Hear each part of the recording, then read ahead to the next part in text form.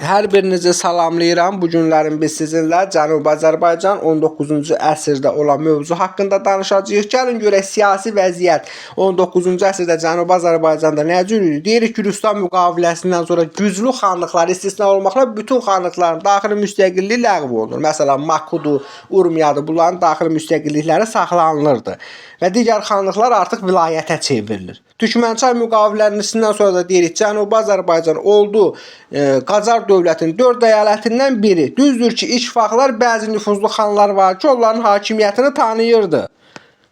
Yəni daxili müstəqilliklərini tanıyırdı. Deyirdi vaxtında vergi verin və lazım olduqda silahlı qüvvələr göndərin. Amma deyir sonradan artıq onların da daxili müstəqillikləri ləğv olundu. Məsələn, Cənubi Azərbaycan deyirik vəliəhtin mülkü adlandırılırdı. Yəni vəliəhtin əyləşdiyi yer hesab olunurdu.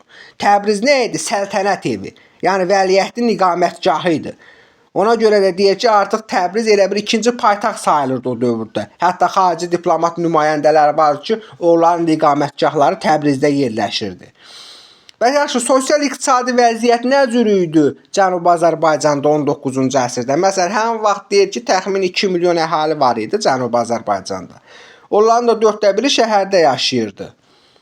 Əsasən nə idi? Əhalinin yuxarı təbəqəsində kimlər vardı? Mülkədarlar idi, ruhanilər idi, xanlar idi, bəylər idi. Bunlar yuxarı təbəqədə idilər. Bəs yaxşı, kəndlilərin vəziyyəti necə? Deyir, kəndlilər əsasən torpaqsızlaşmışdılar, ağır şəraitdə idilər. Məsələn, bəziləri torpaq icarəyə götürürdü, gedir mülkədardan, yardarlara çevrilirdi. Yəni yardarlar torpaq icarəyə götürülən kəndlilərdir. Bir hissəsi də feodal zülmündən, yoxsulluqdan bezib qəsbkarlığa gedirdi. Məsələn, hara? Osmanlıya, Rusiyaya qəsbkarlığa, yəni işləməyə, mövsüm işləməyə gedirdi. Yaxşı, 19-cu əsrdə Cənubi Azərbaycanda kənd təsərrüfatı hansı istiqamətdə inkişaf edir? Deyir, əkinçilik və maldarlıq idi. Məsələn, 19-cu əsrin 50-70-ci illərində Cənubi Azərbaycan Qacarların taxılcılıq və heyvandarlıq bazası idi. Həmin dövrdə nə bilim buğda, arpa, çəlti əkilirdi. Eyni zamanda texniki bitkilər var idi, pambıq, tütün. Bunlar becərilirdi. Şəhərlərdə də nə inkişaf eləyirdi? Əsasən sənətkarlıqla ticarət. Və deyir, artıq 19-cu əsrin ikinci yarısında nə oldu? Cənubi Azərbaycana Rus və İngilis kapitalistləri nüfuz eləməyə başlayır və bu da başlayır nəməyə? Kənd təsərrüfatını inkişaf elətdirməyə. Yaxşı, 19-cu əsrdə Cənubi Azərbaycanda torpaq mülkiyyət formaları nə cür idi? Məsələn, deyir ki, xalisə dövlətə məxsus idi. İcarəyə verilirdi. Amma sonradan görürük yarıtmaz siyasət yürüdür. Torpaqların idarəsi yarıtmazdır.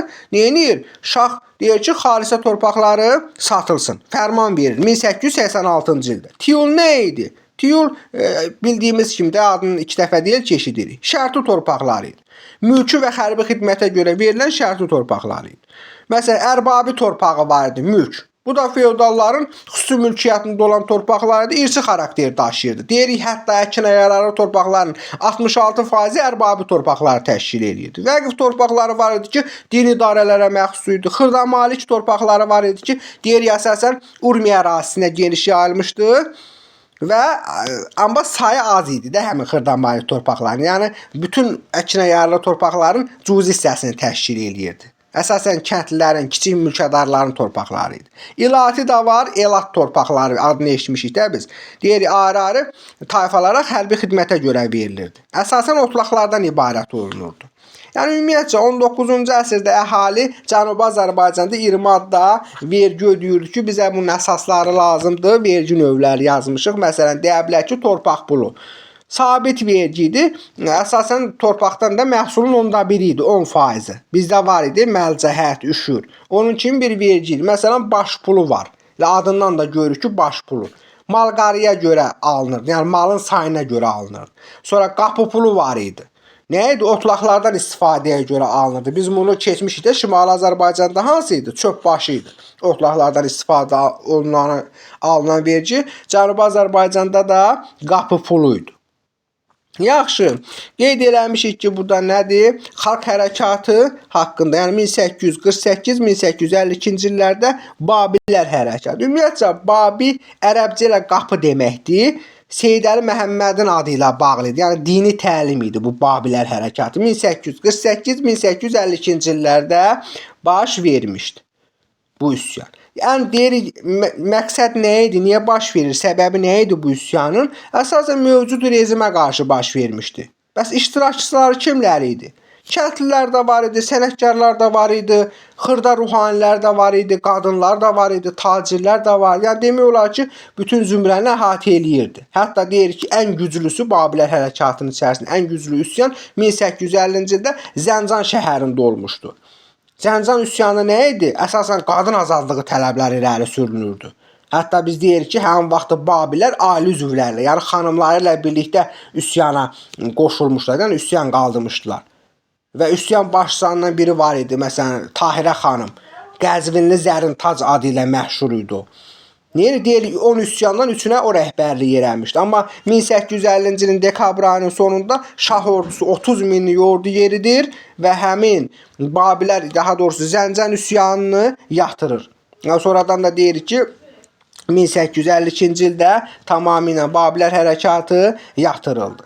Sonra qeyd eləmişik ki, 1891-1892-ci il Tənbək üsyanı. Bəli, artıq deyirik 1891-ci ildə Nəsrəddin Şah Qacar var idi. Neyini? Gedir ingilislərdən müqavilə bağlayır. Deyir, tütünü almaqdır, satmaqdır, emal eləməkdir, hamısı sizin əlinizdədir. Və əvəzində də buna cüzi məbləğdə pul ödəyəcəkdilər. Bu da artıq inhisar idi. Elə bir ki, tütün istehsalını vermişdi ingilislərin inhisarına. Ona görə də Təbriz əhalisi imzalayır, bir dənə məktub göndərir şaha. Tələbnamə. Deyir ki, Tənbəkin inhisarını ləğv eləcəkən və hətta deyir Təbrizdə 20 min adam silahlanıb hazır vəziyyətdə gözləyirdi üsyana. Hətta hərəkatda tək elə şey deyildi. Məsələn, ticarət burjuaziyası idi, ruhanilər idi, sənətkarlar idi. Bunlar elə ən öndə gedənlər idi. Biz deyirik ki, Tənbəki üsyanı İranda ilk anti-imperialist çıxış idi. Nə olur? Ləğv eləmir Nəsrəddin Şah 1892-ci ildə Tehranda hücum eləyirlər şahın sarayına. Və məcbur qalır Nəsrəddin Şah ingilislərlə bağladığı müqaviləni ləğv eləyir. Məsələn, biz danışa bilərik Zeynəb Paşa üsyanından 1898-ci ildə baş vermişdi. Nəyə görə baş verir bu? Taxıl möhtəkirliyinə görə. Taxıl möhtəkirliyi nədir? Məsələn, ali ruhanilər idi, iri feodallar idi. Onlar gedirlər taxıl ucuz olanda alırdılar, suni taxıl qıtlığı yaradırdılar və başlayırlar həmin taxılı baha qiymətə satmağa. Üsyan da deyirik, bu Zeynəb Paşa üsyanı adından gördüyümüz kimi qadınların üsyanıdır. Yəni qadınlar qalxmışdı ayağa. Gedirdilər ərzaq ambarlarıdır, taxıl ambarlarıdır, dağıdıb xalqa pulsuz paylayırdılar. Ona görə də artıq nəticədə həmin bu taxıl möhtəkirləri məcbur qalır, ərzaq məhsullarını ucuz qiymətə satmağa razı olur. Tənbəki üsyanı nəticəsində, yəni 1898, daha doğrusu Zeynəb Paşa üsyanı nəticəsində. Nəticəsi oldu ki, Zeynəb Paşa üsyanının dedik ki, ərzaq məhsulları ucuz qiymətə satılmağa məcbur olur. Tənbəki üsyanının nəticəsi o olur ki, Nəsrəddin Şah Qacar o ingilislərlə bağladığı müqaviləni ləğv eləyir. Çünki dedik axı onların vermişdi onların şeyinə də inhisarına vermişdi bu tütünü satıb almaq məsələsi.